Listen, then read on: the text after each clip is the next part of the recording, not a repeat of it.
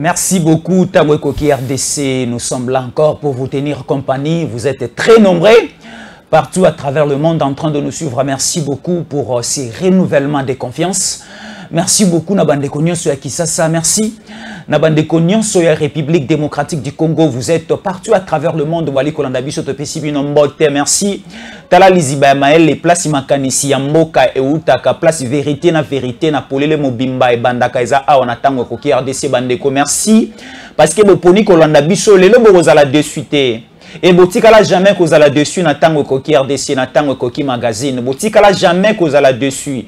Et nous vous rassurons encore aujourd'hui, vous allez plairer ensemble avec nous. Vous serez souciés de ces pays parce que ce qui se passe dans ces pays, Makambo et Salamana, ils allaient continuer que Salamana, c'est un coucou. Sans que les autorités suprêmes baïba, sans que même nous, la population, tueba. Mais nous, on a fait l'effort de découvrir Marabo, Tokolo Belabino, les Lona, Otoko Laxabino, les Loza Passi Makasi. Et ali pasi pe mawan bandeko balande boali konanda biso. Et ali pasi ko bota manali bota moko na nganga bien na moyibi bien na ndoki ali pasi. Mais comme nous sommes du bon côté de l'histoire, le Seigneur sera toujours ensemble avec nous et nous serons délivrés, nous serons épargnés contre la tentative nyonso ya monguna. Alors, j'allais dire ceci avant de débuter. C'est votre droit de critiquer le chef de l'État. Et c'est aussi notre devoir de les soutenir. Alors, si soutenir le chef de l'État est synonyme du djalelo ou du tribalisme, alors aussi il faut accepter que critiquer le chef de l'État est synonyme de la haine ou bien de la sorcellerie. Alors, si vous êtes dans les critiques, et laissez-nous aussi le temps de vous montrer, de vous parler, de vous dire ce que le chef de l'État, Félix Antoine Tshisekedi Tshilombo, est en train de faire pour ces grands pays. Voilà comment est-ce que ces pays étaient balkanisés sans que Bissomoko constaté yango. Voilà comment est-ce que ces pays a été divisés, remis entre les mains des Tutsis, des Rwandais, des Kagame, de différents pays de l'Est de l'Afrique. Sans que Bissomoko ba Congolais ba Colombo katoyeba baneko sala magamona molili na kuku sans que biso toyeba. Mais tu sais que ils sont à kesa avec toyebi soki ake EAC toyebi partout aliko tambola aliko kenema solonyo sur mboka aliko beta biso tozali toujours na compte rendu na maboka ono so tu sais que aliko sala siko mokonja mboka boyeto linga ete poanini mokonza mboka ya boyeto linga ete poanini. Il a les soucis pour ces pays. Alors Lelo te reçu Sabino Moutema Makasi.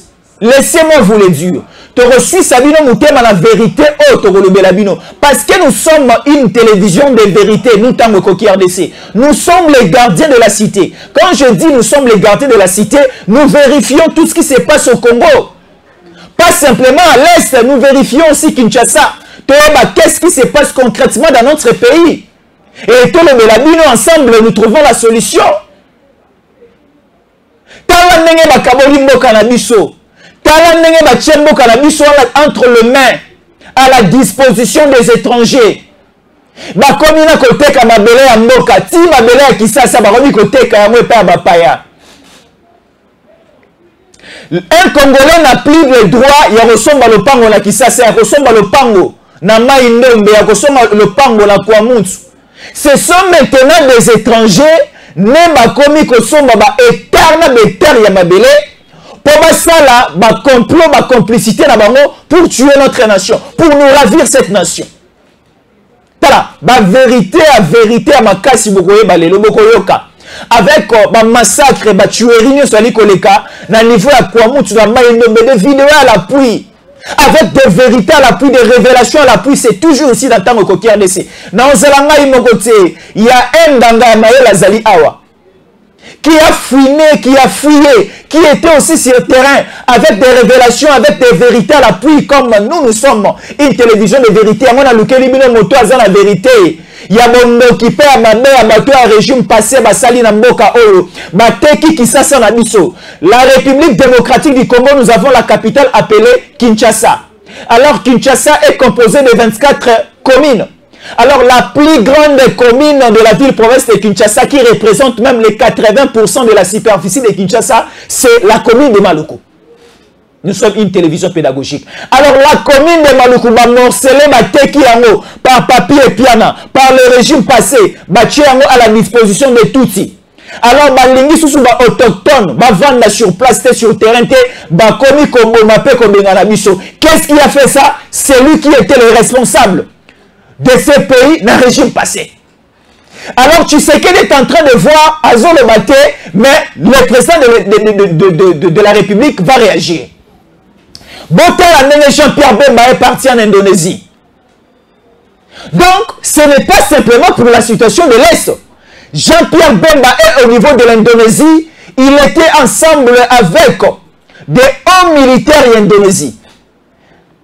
Mokonzamoka Indonésia Zalaki. Le chef d'état-major indonésien Zalaki.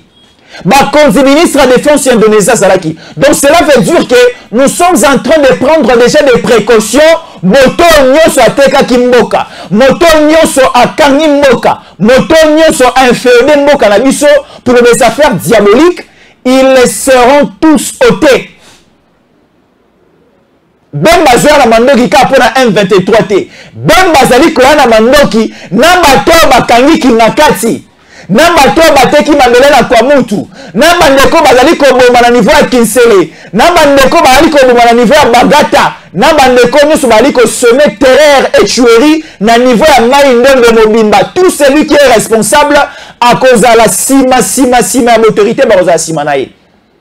Tala boro sepela lelo. Nanga maela za déjà wana on appelle simbote Mara Bobola Mikolo Bele oyete. Bandeko baleli o makasi. Bandeko bali ko zela opesa maele. Et ali ko sou abiso na motema to ali ko lela. Toleli makasi pendant plusieurs années pour la situation de l'Est.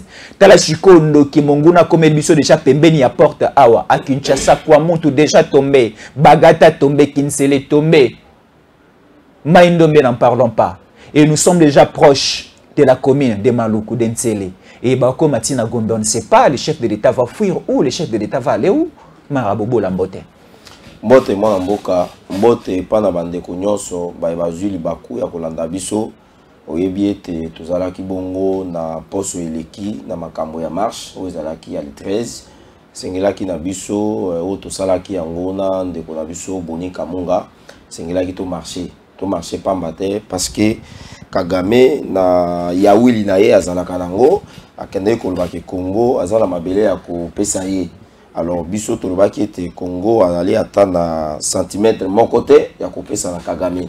Yango moni tozalaki un peu concentré oyebi marche eza eloko ya masekite sengeli kokutana na ba konzi ya ekolo, kokutana ba association, kokutana na ba responsable ya ba église, ya bitelo surtout ya ba étudiants, ba comité wana ba étudiants, ko solana bango ko échanger na bango et puis na ba artistes, musiciens, comédiens ndenge nini ba ko accompagner biso na marche na pamba te ezali likambo ya mboka. Ndenge bazali ko agresser mboka, baza ko agresser kaka Tshisekedi te. Baza ko agresser kaka Sama Lukonde te, baza ko agresser kaka DG na biso ya chaîne na biso na pesi mbote ndenge aza ko landa biso DG Stéphane Balamwange, baza ko agresser kaka Mama Aldel Kainda te, baza ko agresser mutu nyonso, ozala musicien, ozala professeur, ozala comédien, ozala chauffeur, ozala wewa, ozala receveur, ozala mutu ya pusu. Ba maman bateka kandunda, ba baba na biso batekela biso ba opi, ba taximen, biso nyonso ne baza ko agresser. Yango tolobi ete soki échec ya Tshisekedi ezali bongo palpable lingi koloba ete échec na biso be ba congolais eza palpable. Parce que soki to perdre 5 ans ya Tshisekedi atongi nzela te, atongi ba école te, atongi ba hôpitaux te, asombeli biso ba avion te, atindi ba na biso na ba poto ba kende kotanga te, diplomatie eza ya malamu te, mapinga na biso bazui makambo te, M23 kiti te, alongo te, yebaka yango que c'est le Congo qui a perdu. Ce n'est pas seulement Tshisekedi qui va perdre. C'est le Congo qui va perdre. Raison pour laquelle biso lokola to pona musala lokola basali na Nzambe ba pona musala ya kutea ndenge fali ayemba ete atako persécution eleki musala ya solo a continuer ka kutea biso pe na politique eza bongo ndeko nanga Yesu tozana loko musu to sala kate biso ezakaka na tala information balobi nini na luka na internet na yeba qu'est-ce qui se passe, qu'est-ce qui se cache derrière de comprendre les contours, les entours, tout ça, pour que nous puissions maintenant donner à notre peuple un avenir meilleur, un avenir radié, un développement durable. Oyoyo, bana na biso bakozala mutu pasité pour nakotanga nos hôpitaux kozala occupés, banzela ekotongama, toko commettre peu babengaka pour la première fois l'exode urbain. C'est-à-dire que bato bazo longwa na ville, bazo zonga pe na ba milieu rural. Il faut pe to sala yango. Et nous avons compris que avec Félix Antoine Tshisekedi Tshilombo, avec sa vision et son programme qui s'est traduit au sein de l'Union sacrée de la nation, nous avons compris que le président de la République est sur la voie de Lumumba, sur la voie aussi de ceux qui ont permis à ce que notre pays puisse aussi avoir ce développement. C'est ainsi que Yango Moni chaque jour, tous en une émission, tous en pour informer et puis qu'on former. Qu'est-ce qui se passe? Donc voilà, on a si bangonyo sur bazako landabiso, la sanité, notre secrétaire général Augustin Kabouya, la sanité Diabanza Molanene na pesi mbote. Yépe anila qui marche na yazaki na sitting monene. Oh, je pense que tu as donc merci beaucoup Mara Bobola, c'est lui qui sera ensemble avec nous. Merci beaucoup. Et ça la Mikole Belé aux alaki trop surchargé na activité à terrain. Le colo zongé le biso bande kopé bali kolanda biso Belé na Brésil, Mama Teresa na Canada. Mama Teresa na pesi mbote. Mama Astrid Mushinga pa ali kolanda biso et ça na pesi mbote. Alors ndeko Mara Kinshasa endeuillé. Bandeko ya mikili ya poto bali kolela tozana bandeko na biso Belé na Kisasa. Bandeko ya Singapour pe bali kolela non atika mama leki na biso mona Kisasa. Bandeko ya États-Unis n'en parlons pas. Bandeko ya Belgique batani déjà babitoko na se. Bon le bike toyoka ki pe toyoka depuis kala que Kagame a kota déjà na est mais kino na Kisasa. Ba comme atina ntsele oyo ezali na aéroport international na biso ya monene outi mikili ya poto ngo kota na Congo, la première porte d'entrée. Il y a la République démocratique du Congo, la Kinshasa, c'est la commune de l'Antsele. Mais l'Antsele, on a biso, Mwanga Chouchou à côté de Jawana, John Numbi Azana Mabele Wana, Roubero Azana Mabele Wana, Bisenimana Azana Mabele Wana, Moïse Nyarugabo Azana Mabele Wana. Nous sommes vraiment inféodés de Komara. Quelle est la situation sur place, sur terrain? Qu'est-ce qui se passe concrètement? Bandeko Baluka Krio, Baliko Zelaba Monio Basepede, Baliko Zelaba Yoko le Benini. Matondo mingi ndeko na ngai Jésus Yankole likambo liboso ngai nako loba ezali ete il faut d'abord que saluer leadership ya président de la République. Il faut que saluer les efforts au gouvernement azako sala ezali notamment conduit sous le leadership ya Samalukonde ndenge constitution za koloba na article nango si je ne me trompe pas 91 que c'est le Premier ministre qui est le responsable de la conduite de la politique du gouvernement.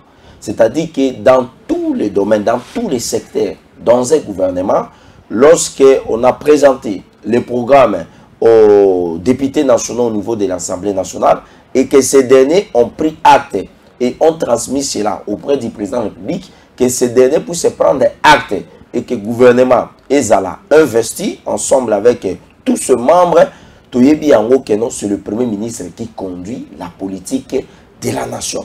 Alors, dans les domaines de la défense, dans les secteurs de sécurité, quelle est la politique de la République démocratique du Congo dans ce domaine?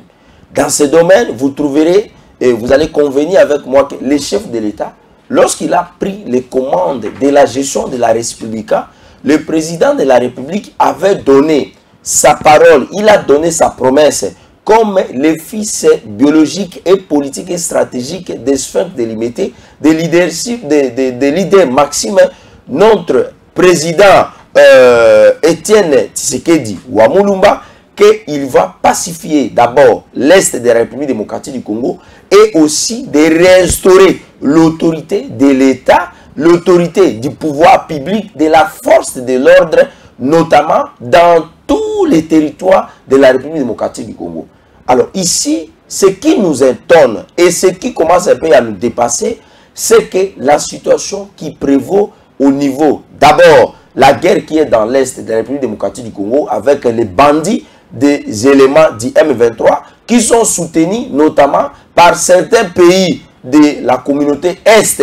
Parce que hier, on parlait seulement du Rwanda, mais aujourd'hui, avec l'arrivée de la force régionale, on essaie un peu d'analyser, de comprendre aussi que le Rwanda n'est pas seul. Le Rwanda n'est que comme un échantillon qui situait officiellement le M23. Mais on peut aussi aller plus loin. Il y a certains pays qui commencent aussi à prendre notamment la position du Rwanda. Je citerai le cas par exemple de l'Ouganda qui refuse de combattre contre les éléments du M23. Alors que l'Ouganda, à travers leurs forces de IPDF, qui ont une mission avant même que les forces régionales, qui est comme une force militaire de l'EAC, au sein de ces forces de l'EAC, de pouvoir combattre d'abord les ADF Nalou, qui ont comme une milice, notamment de l'islam, qui ont commencé à combattre Museveni,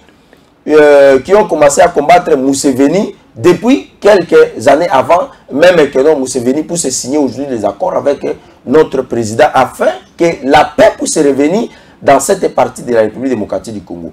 Vous avez la position du Kenya à travers le ministère des Affaires étrangères du Kenya qui déclare qu'il n'est pas question que ces troupes qui sont au sein de la force de l'EAC qui puissent se retirer sur le sol de la République démocratique du Congo. Ça ne nous étonne pas. Nous, en tant que politiques, nous comprenons plutôt que non, c'est plutôt une secousse, une rescousse du Rwanda de pouvoir exploiter illicitement les minéraux de la République démocratique du Congo.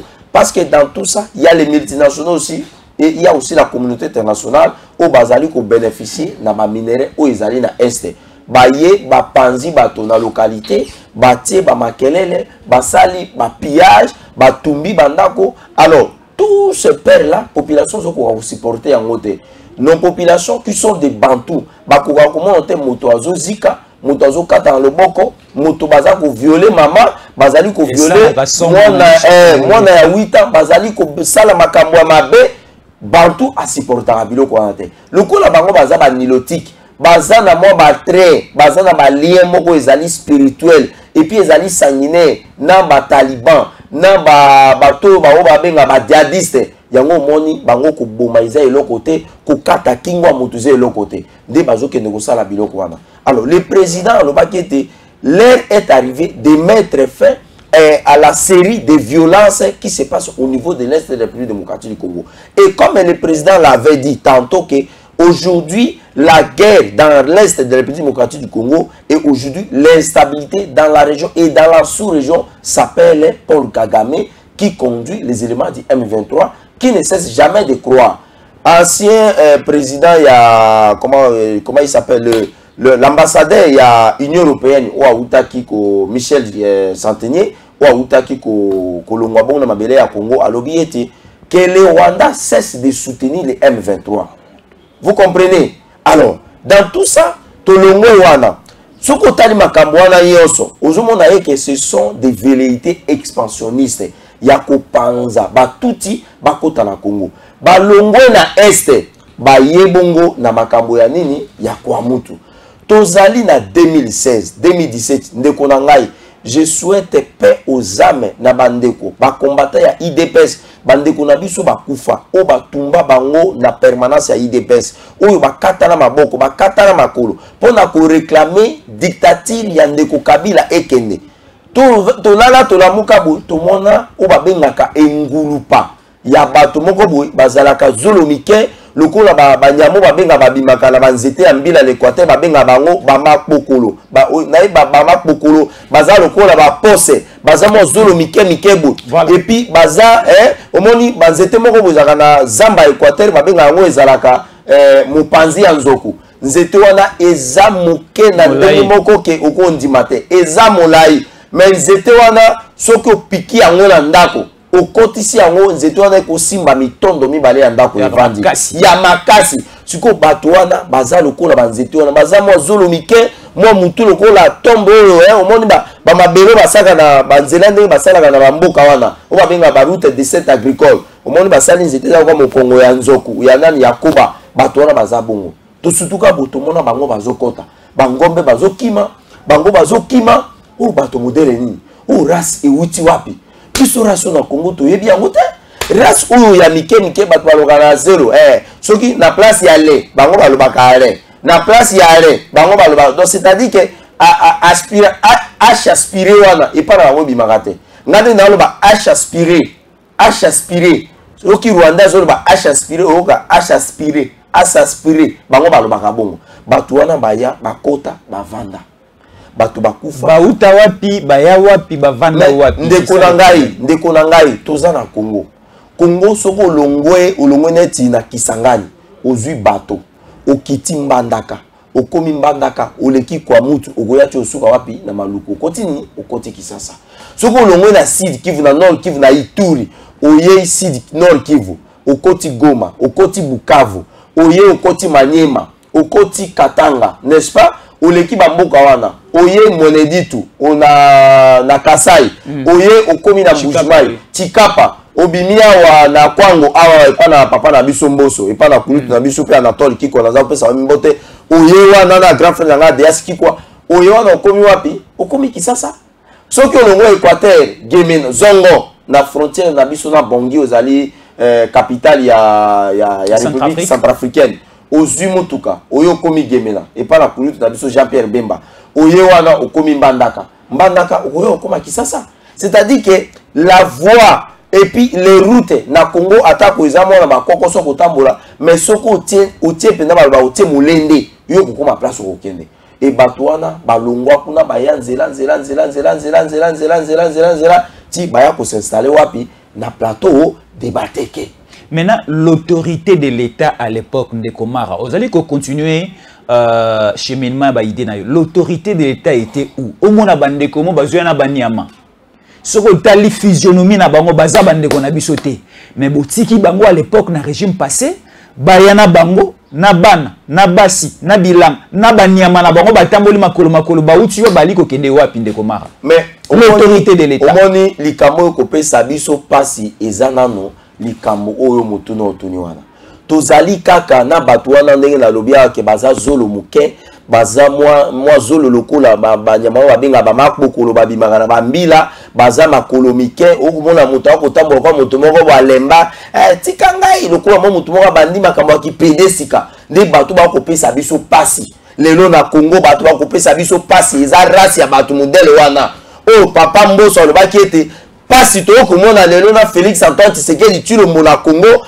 pona makambo ya guerre na este pona makambo ya M23 ezali bato basumba na ekolo mokolo ya sortie officielle ya Union Sacrée bato ngo eza banani eza lokola bato yo tangaki bakombo ngala otanga kombo na bango te bato wana basomba bazamba basombi mabele alors biso toyebi yango ke mabele basombaka yango te soko kei lelo yo na Égypte okei lelo yo na Israël moto lokola Benjamin Netanyahu ancien premier ministre ya Israël Jésus Yankole atako za milliardaire atako za na mbongo combien akotekela mabele te akoyebisa oke mwana mboka oza na besoin de mabele oke loko oza na besoin de mabele tozo sala signature ya nini ya accord ya exploitation temporaire ya mabele tango yo ko sisa mabele wana sa nini ozongiseli biso mabele na biso ezali na délai ezalaka les terres on ne les vend pas surtout au sujet des étrangers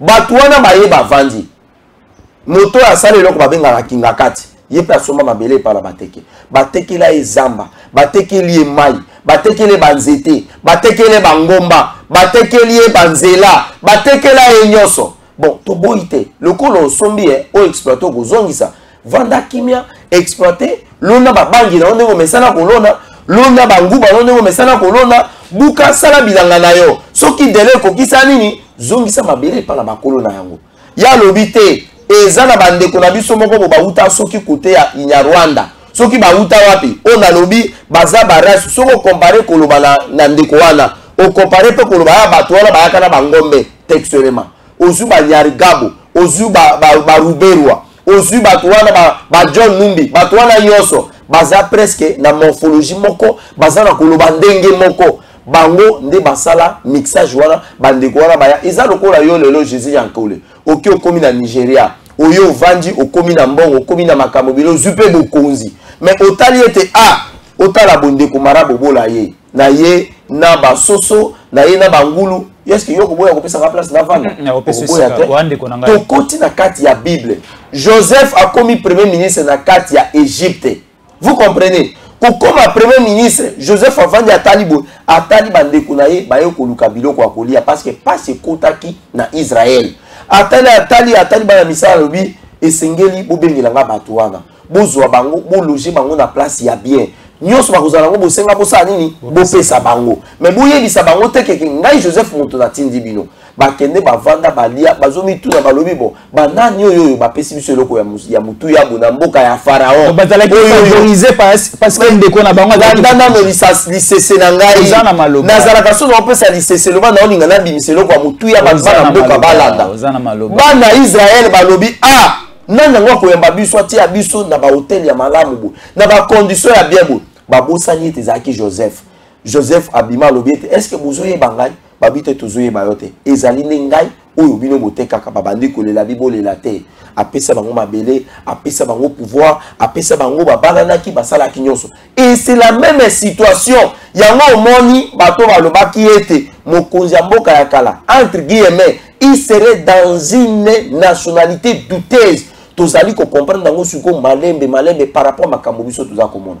Les conflits ya kwa mutu ndeko nanga na kopesa mo brève historique ezali lié na makambo o ezali d'abord les conflits fonciers.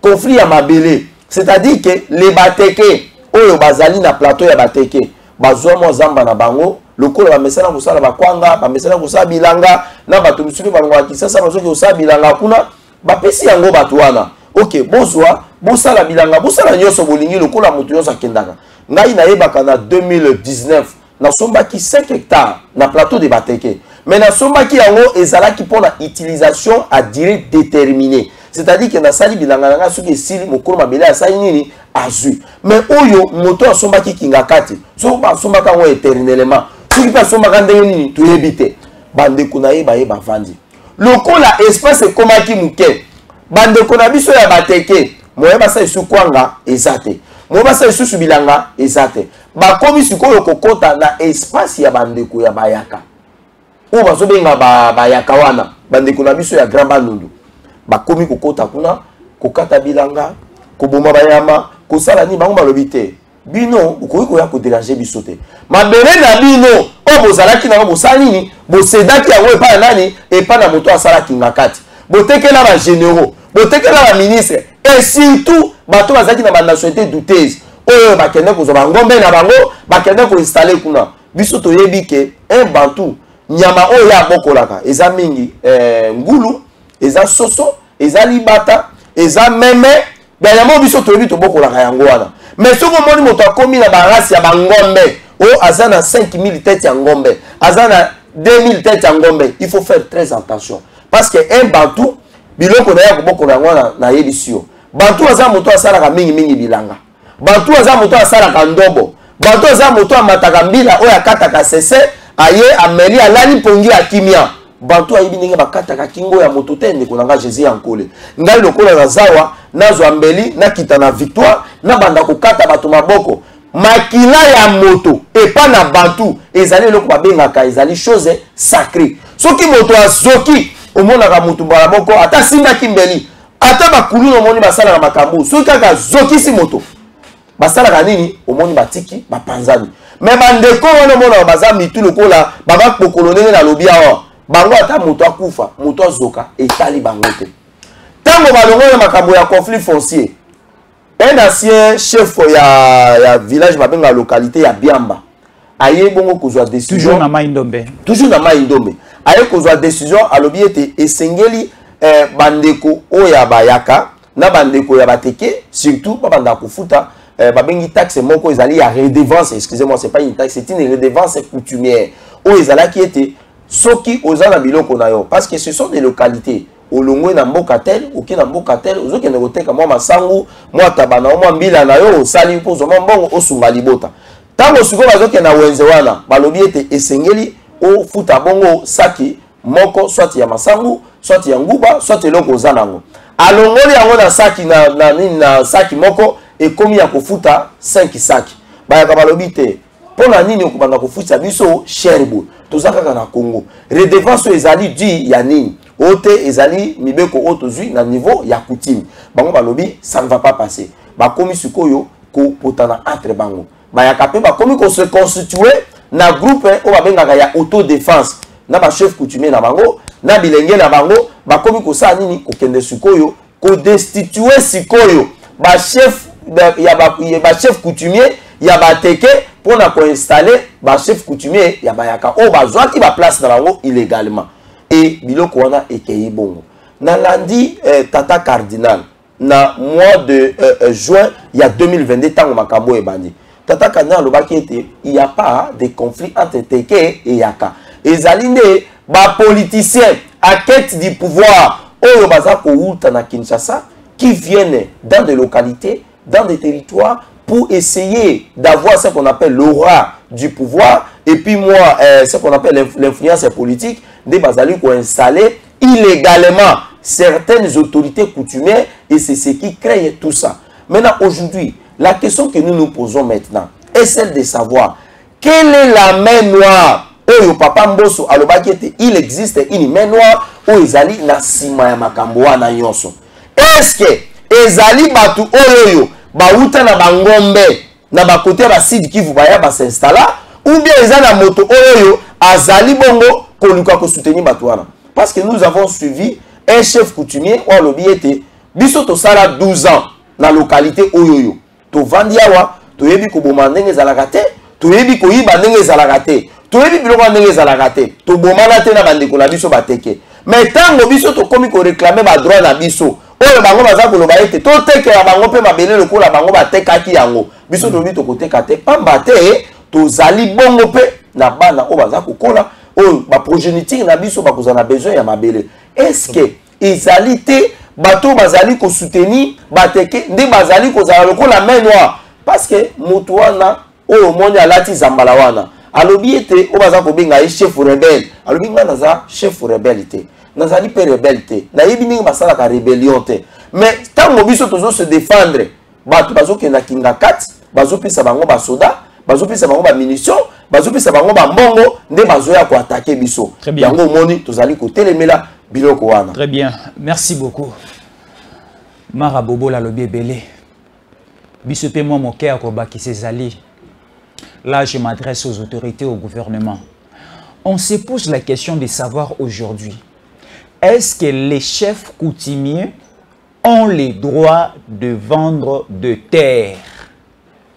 Là, c'est une question que je viens de poser au ministre des Affaires foncières, Molendo Sakombi. Il ne faut pas simplement voir les conflits fonciers ici sur place à Kinshasa ou encore dans les carrières miniers. Mais il faut aussi essayer de voir la situation des chefs coutumiers. Aujourd'hui, les chefs coutumiers comme un libre choix paient les droits ya koteka mabele ndenge bango balingi. Et ces pouvoirs bazui yango sous Kabila. Ba chef coutumier basilisi mabele nyonso kolongwa Kisasa tibandundu. Bateki mabele nyonso epa ya bapaya. Un Congolais né de père et de mère, né au Congo, n'a plus un endroit pour mettre sa tête. Un Congolais né de père et de mère a sous nesika kosala bilanga te. Ya kotonga etonga te, ya kotonga école te, ya kotonga pe centre de santé te, parce que tout est occupé par les étrangers. On va aller ensemble avec les pouvoirs passés. Bah chef coutumier bah teki mabele nyonso. Il faut réformer ce secteur. Le secteur foncier, il faut le réformer. C'est très important. Tout le monde a dit au niveau toujours de Kenge. Il y a quelqu'un, téléspectateur congolais de pères et de mères, depuis Kenge. À Benina Bisinga Jésus Ankole, il y a un Canadien. Mondele Morobo Aouti Poto ayena Kenge asombi mabele etandi ya monene mamozali kosa na kati to ebité. Et aussi il est en train de malmener nous les Congolais sur place. Tolo baté. C'est un système installé par Kabila. Kabila lui-même a commencé à acheter une grande superficie de terre. Or l'équipe même était à Vatican. Et l'équipe même État à Monaco, parce que Monaco c'est une île na kati ya France, Vatican c'est un État dans un État na kati ya Italie. Non, on ne peut pas continuer avec ce système. Alors, il ne faut pas attendre aujourd'hui que Tshisekedi puisse directement agir. Ça va venir mollo mollo. Nous allons se réveiller un certain matin, tout le monde va dégâts sur place et Matomosu va gagner mon okosala ya sous-té. Ne demandez pas aujourd'hui la mort de quelqu'un. Lui-même, par la pression du peuple et par la pression installée par les autorités, Yemura Okima Omikou fait l'avant. Makila na yemota aussi bangote, Makila na yepe kozana maboko Tshisekedi dike. Ce qu'il a fait, il va le payer avant que Abima na mabele au na Congo. Il ne sortira pas vivant ici au Congo. Je n'ai pas cité le nom d'une personne, mais Oyo Aebi Asala Mabe Ebele na Congo, Asala ba Congolais Mabe Ebele. Il y a des Congolais Oyo Awa. Bant qui est en train de respirer, de parler en très bonne santé, mais Batimoli Liboulou Bakoumie. Ça se passe dans nos différents villages. Ça se passe à Kinakati, quelqu'un va jouer, Baboua qui est dans Naku, il y a un lion. Baboua qui est dans Naku, il y a un léopard. Baboua qui est dans Naku, il y a un animal sauvage Bazali. Ça se passe à Kinakati, donc la violence humaine. Tu sais qu'il ne peut jamais faire ça aux Congolais. Il n'y avait pas cette telle démocratie à l'époque du régime passé. Mais aujourd'hui, avec Tshisekedi, nous prenons quand même le temps de dénoncer ce qu'il faut dénoncer, de dénoncer aussi les mafias, de dénoncer les complots, de dénoncer aussi les complicités. Ceux qui ont dit qu'au temps où la tête lobby, Congolais ne soient comme autorité, puis ils pas décision. Alors Kabila ne voulait pas ça. Kinakati à l'époque ne voulait pas ça. Bali ko kanga bato, bali ko boma bato. Bato bazali ko kunda bango baza vivant. Balingi bayo kate ke tolo bamwanga shishwa koti. Balingi bayo kate tolo bake batuti bali ko sala mobulu na kati ya mboka batuti balimba boto la biso mabele. C'est que Mara a dit, le juge lui donne raison, que Joseph lorsqu'il était devenu premier ministre na kati ya Égypte a favorisé qui bande konaye ba israélites. C'est de la même manière que nous avons conduit les étrangers tous en Moka Oyo. Na Libaku, comment va conduire en Moka Oyo, mais va favoriser babengi ba paya ebele, bande kona bango batuti ebele, batuti bazalaka na Rwanda te, batuti bazalaka na Uganda, bazalaka na Burundi, bazalaka na Kenya aussi si nous vérifions bien, ba pe na Tanzanie. Alors ba pesi bango ba privilège ebele, ba pesi bango mabele ya ofele. Et là on va dire que ça na kati ya mabele ba zui, to ali ko yebati. Tirons les choses au clair. Et à lui, qu'on sait la banque, comme moi, passe, il va comme la vitesse parce que le président Tshisekedi a Bendi Bemba côté naïe, a Bendi Moussa Namoussou côté naïe, a Bendi Julien Paloukou côté naïe, a Bendi Congolais des pères et des mères côté naïe. Et comme il sait la banque passe, ils se sentent maintenant dans une situation très dangereuse. Ce qui va me qu'on bouger, on peut aller, on peut partir. De Komara. Nali Kozong c'est la maloba et Ali Kosa la moi passe, Tika Bisoto Loba, Ali Kosa la moi passe. Toujours la situation. Il y a Maïndombe, toujours la situation à Est, toujours la situation en général. Dans la République démocratique du Congo, l'opposition congolaise s'en foutait à l'Ikolobate. Nous allons où avec ça? Nous allons où avec l'opposition de ces pays? Nous allons où avec la politique de ces pays? Alors, qu'est-ce que nous devons faire? Nous allons toujours laisser la situation entre les mains de Tshisekedi et Assili Sayango, ou bien Bisson Soba Congolais, il faut tous se mettre ensemble, d'accord avec le chef de l'État, d'accord derrière un système, pour te mettre un peu comme si ça bouge des autres hauts, parce que ça dure de longtemps. Parce que ceux qui te disent que c'est un gros Mikolo, ça va encore nous faire du mal, de Komara. Ndeko Jésus en colère, Nalinga qui n'a pas sous précision mon détail, ce qui est aussi une signification très importante. Bandeko wana bayana bangombe, biso tozwaka temps ya ko réfléchir, ya ko manyola, tokota na bozindo, parce que c'est dans la profondeur, dans les méandres de tozali ko kende ko piocher sikuyo yo makambo oyo bomba misima ya rideau. Parce que politique ezakaka oza komona te. Politique ezali pe c'est de voir ce qui se cache derrière les actions qui se font. Les réactions qui se font. Bandeko baye na ngombe baye bafandi. Tovandi Kagame azui avion pour wapi Grande-Bretagne. Aki ko signé encore na Grande-Bretagne. Ote bope sangai ba réfugié oyo bazoboka bangunda awa nazonga bango na kenologie bango wapi na Rwanda. Ndeko na ngai kaka bandeko na biso bakataka mai wana mer Méditerranée avec tout ce peur, avec tout ce risque. Mais le monsieur fait des démarches pour avoir les documents légaux na niveau d'Angleterre. Yo ça y est que mata avion zongane que non vend en Afrique. Est-ce que mutabon akoya akoya ta? Et le Haut Commissariat pour les réfugiés na niveau des Nations Unies balobi pas question avion wana ekoya ata na réfugié mon côté. Et mokolo wana avion est commis dans l'aéroport, et il n'y a eu même pas un seul réfugié dans Kati. On a bloqué l'avion dans le niveau de tarmac. Babi avion est comme attaqué. Kagame a le mot qu'on a par le cola n'a évité ma colonaya n'y attaque en zoube. Ce qui a la diarrhée eux quand on vend ça été y a mon gars lobby boy. Maman Augustine, maman ya Marabobola. Pesangai batangawis na kende ko pesa nano Kagame amela parce que ba ndanda o Kagame za ko sala a ko bela hémorroïde a ko bela ko le kalibumu tout ça amela biloko ya makasi Kagame ngazala marié ka ndeko na ngai yo ko tuna ngai Kagame azala marié melisa Kagame tangawisi azala marié ko tambola o Tshisekedi azo tambusa Kagame leki akena Qatar mabe azonga na Grande-Bretagne mabe akende France mabe sikoyo biso ndenge bayebisa biso ke moto soki azotambola mingi azala na problème ya mokongo ya hémorroïde bapesa ye tangawisi amela abaka ekosunga ye Kagame azalaka marié Kagame alongwe na Rwanda ayeti akomi na Brazza aya monisa so alobi to signé accord na bana kolona nini ba céréales.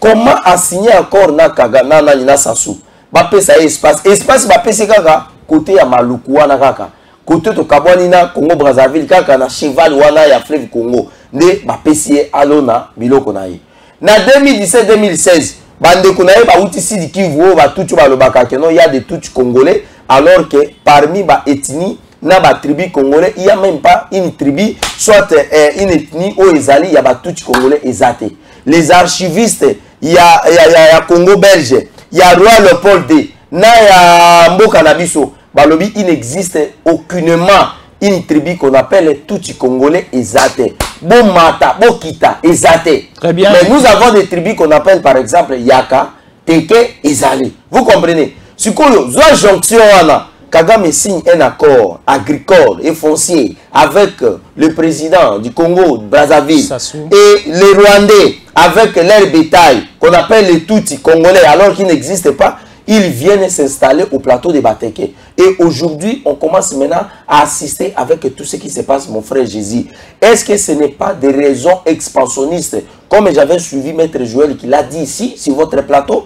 Est-ce que ce n'est pas d'étendre aussi les Rwandais, les Tutsis, au niveau du plateau de Bateke, au niveau du Grand Bandundu, afin que ce qui se passe à l'Est commence maintenant à se passer à côté de Kinshasa, très bien, pour qu'il y ait la facilité, la possibilité, au cas où ils veulent démarrer une rébellion, qu'ils n'aient plus de difficultés au musée, Azaki Nangoya Kokati, Sakongo Mobimba, pour la Koya Kokota Nani, na Kinshasa. Mais Bisoto Koloba Boye, le Congo restera un et indivisible. Nous avons le soutien total du président de la République, Félix Antoine Tshisekedi Tshilombo, avec toutes les démarches, tous les voyages qu'il est en train de faire. Nous sommes en train de les soutenir et nous les soutenons. Merci beaucoup Ndeko Marabobola. Nous allons continuer à soutenir le chef de l'État. Comme j'avais dit au début de cette émission, vous avez le droit de critiquer les chefs de l'État. Nous aussi, nous avons le devoir de les soutenir et de dire c'est bien fait pour la nation congolaise. Alors, si soutenir les chefs de l'État est synonyme de Djalelo, ou encore du tribalisme, on accepte. Mais accepter aussi que critiquer les chefs de l'État est synonyme de la haine et de la sorcellerie.